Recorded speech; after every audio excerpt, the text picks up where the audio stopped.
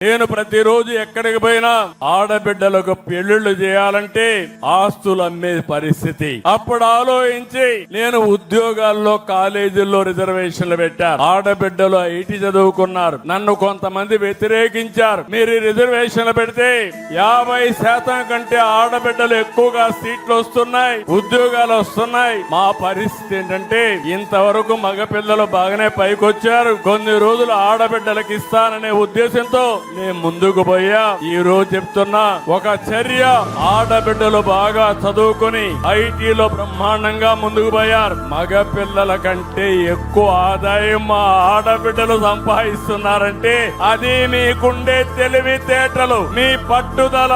అందుకనే దీనికి కూడా శ్రీకారం చుట్టా. ఇంకో పక్కన ఇటీవలనే ముఖ్యమంత్రి అయిన తర్వాత ఏమేం చేశానో మీకే అర్థమై ఉంటుంది. తల్లికి వందనం.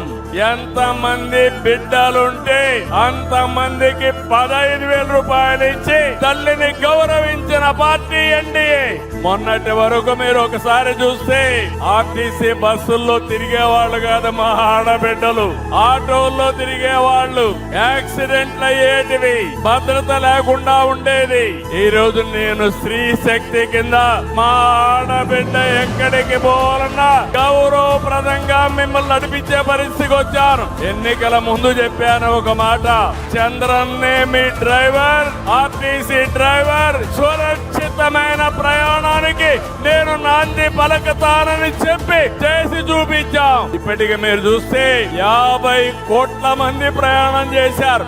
అంటే ఒక్కొక్కరు 10 రోజులు 20 రోజులు వెళ్ళారు. అన్ని దేవాలయాలు కిటకిటలాడుతున్నాయి. ఒకప్పుడు తల్లిని చూడాలంటే చాలా శ్రమ ఉండేది, పెద్దవాళ్ళ పర్మిషన్ కావాలి. ఇప్పుడు ఎవ్వరి పర్మిషన్ అవసరం లేదు.